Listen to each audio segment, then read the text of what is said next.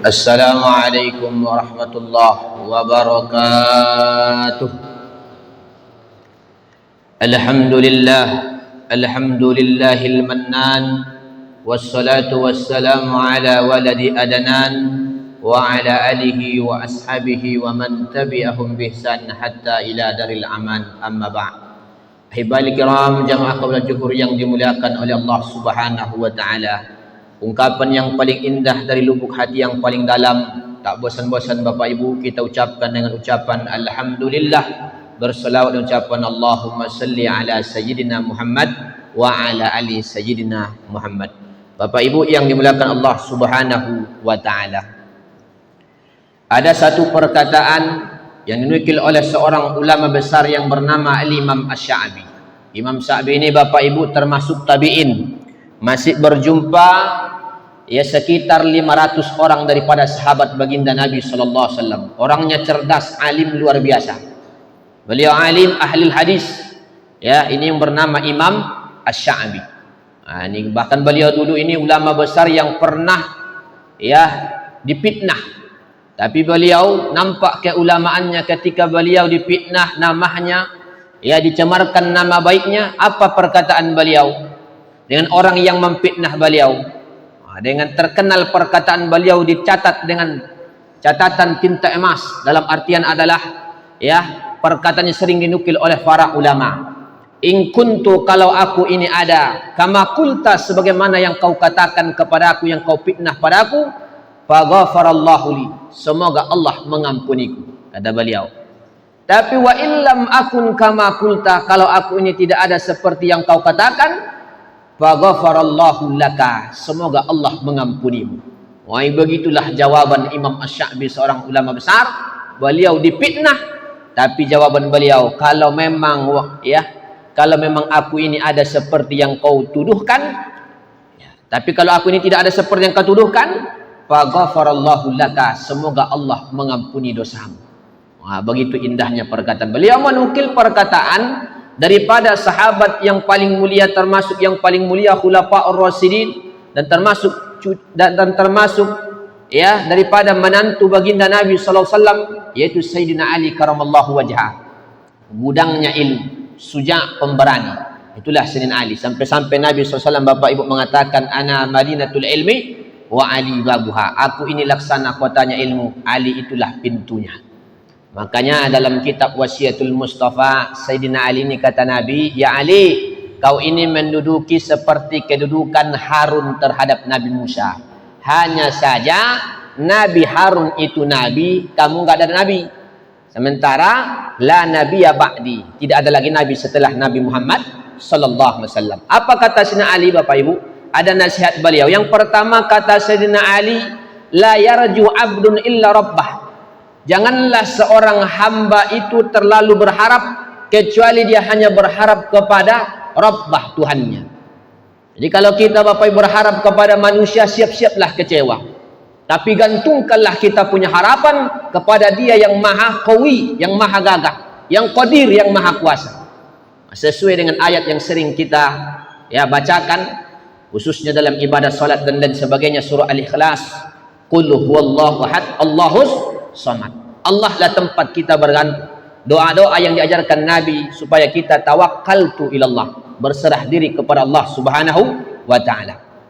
Ya, sesusah apapun kita, yang pertama ya faqdi hajataka wa tawakkal ilallah, serahkan kepada Allah, bergantunglah kepada Allah Subhanahu wa ta'ala. Maka kalau kita berharap kepada manusia, berapa lama lah minta tolong kita kepada manusia, ya berapa lama. Kalau kita hanya tertumpu mungkin kepada kawan kita yang kaya, berapa lama lah dia kaya, berapa lama lah dia hidup. Nah, dan kita minta perlindungan. Andai kata kita dalam kategori hal yang dizalimi, lalu kita minta perlindungan kepada manusia, ya, selama apa dia kita minta perlindungan? Menutup-nutupi daripada kesalahan kita. Tapi faqdi hajataka, serahkanlah dirimu, ya hajatmu apapun itu kepada Allah Subhanahu wa ta'ala. Makanya kata Imam Asy-Sya'bi juga Bapak Ibu, ya jangan pernah kamu i'tamid binafsik, jangan pernah kamu merasa sudah bisa berdiri sendiri. Tapi kita ini yang namanya hamba Allah adalah makhluk yang dhaif. Kita hanya berharap kepada Allah Subhanahu wa taala. Makanya orang beriman konsepnya harapannya hanya putus kepada Allah Subhanahu wa taala yang diawali dengan iyyaka na'budu wa iyyaka nasta'in. Ini Bapak Ibu yang dimuliakan Allah Subhanahu wa taala. Ini pesan pertama. Yang kedua, wala yakhaf illa zambah. Janganlah kamu takut kecuali atas dosa. Jadi orang beriman tuh dia takut juga.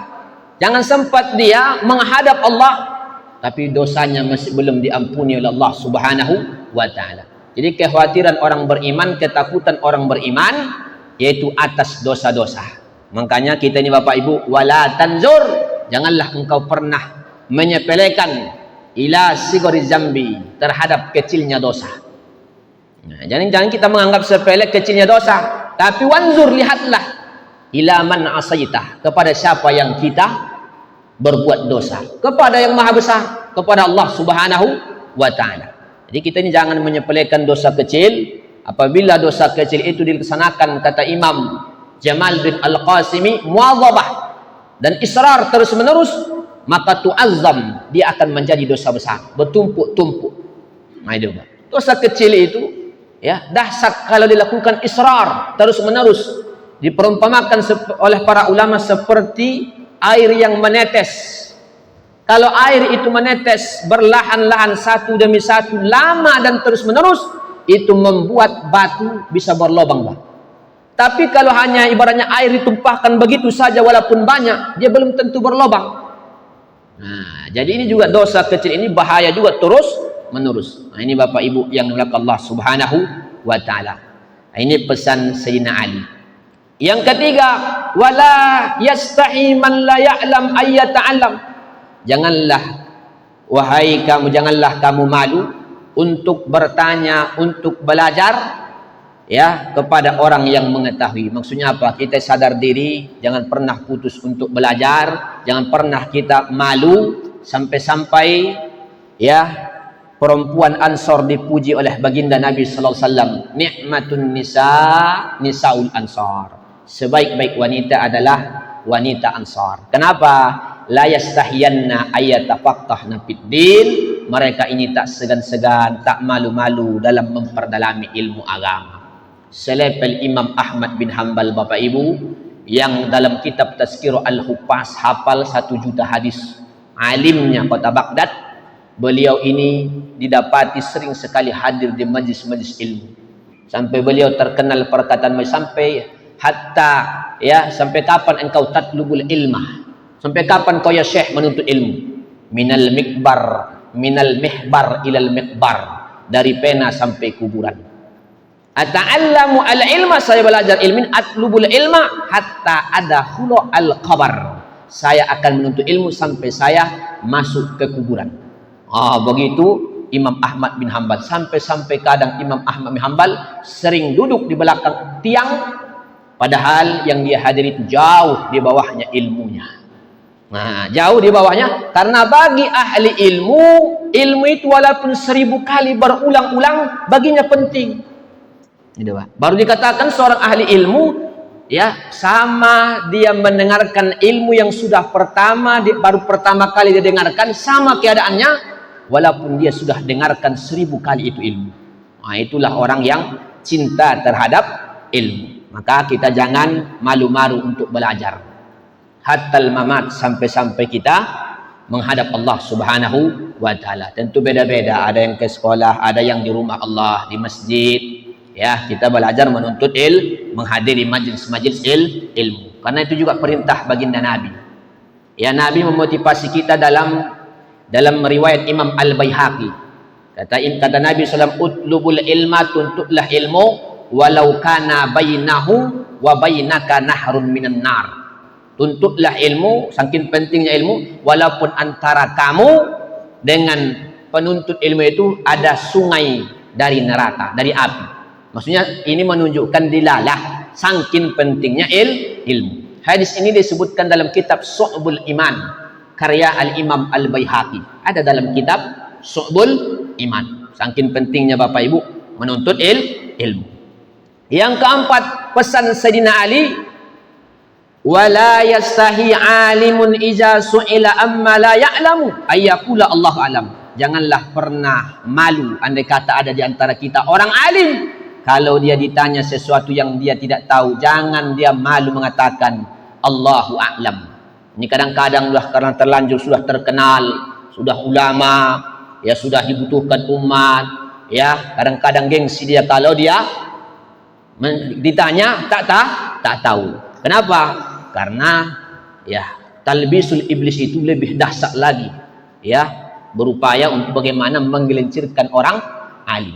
Makanya dalam kitab Mawaiz itu saya heran, kata Imam Ghazali, ya ada ahli ibadah yang tertipu, ada pula orang berilmu alim yang tertipu dengan ilmunya. Ini saya ajaib, kata beliau. Saya heran, kenapa orang alim ahli ibadah bisa juga tertipu. Begitu. Inilah a'zamul afat, sebesar-besar musibah ketika orang alim itu tertipu. Nah, ini pesan Sayyidina Ali karamallahu wajhah. Makanya Imam Malik itu Bapak Ibu disodorkan puluhan pertanyaan, itu tak seberapa dia jawab. Kalau memang tidak matang-matang betul dia tahu, nah, bukan seperti sekarang ini kita ini Pak, sebagian kita, oknum diantara kita dengan gampangnya asal jawab asbut, ya asal jawab, padahal berkaitan terhadap hukum-hukum Allah Subhanahu wa taala. Nah, ini pesan. Yang terakhir, wa'lamu, ketahuilah olehmu, anna manzilatas sabri, kedudukan sabar, kamanzilatir ra'si, sama seperti kedudukan kepala, ya minal jasad, daripada badan. Badan kita ini yang paling mulia posisinya adalah kepala, Pak. Maksudnya gimana? Kedudukan sabar disamakan seperti kedudukan kepala. Fa iza jahabar ra'su jahabal jasad. Kalau sudah kita ini Bapak Ibu nggak punya kepala, nggak ada guna jasad lagi, Pak. Kita akan mati. Maksudnya apa? Wa iza zahabas sabar zahabal iman. Kalau sabar tak ada, maka iman tak ada, akan hilang. Kalau kepala hilang, ini laksananya, maka sabar hilang, iman pun hilang. Kenapa? Karena sabar dalam ketaatan, kata sebagian ulama, jauh lebih susah daripada sabar atas kemaksiatan. Itu kata sebahagian para ulama. Jadi dalam taat ini juga mesti sabar. Maka sabar ini jelas, ya.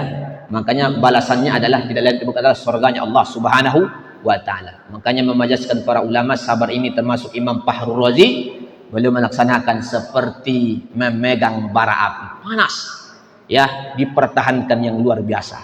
Tapi orang-orang sabar ini, ya, orang yang sudah sanggup akalnya, ya, mengalahkan hawa nafsunya. Begitu definisi daripada Imam Fahrur Razi dalam kitabnya Mafatihul Ghaib. Jadi ketika akal kita Bapak Ibu bisa mengalahkan hawa nafsu kita yang liar, maka itu termasuk orang yang bisa sabar. Nah, mudah-mudahan ayakuna akilan, kita termasuk orang-orang yang berakal, yang bisa mengendalikan hawa nafsu, sehingga kita juga disebutkan orang yang paling cerdas. Inilah Bapak Ibu pesan Sayyidina Ali, mudah-mudahan bermanfaat. Akhir ini, assalamualaikum warahmatullahi wabarakatuh.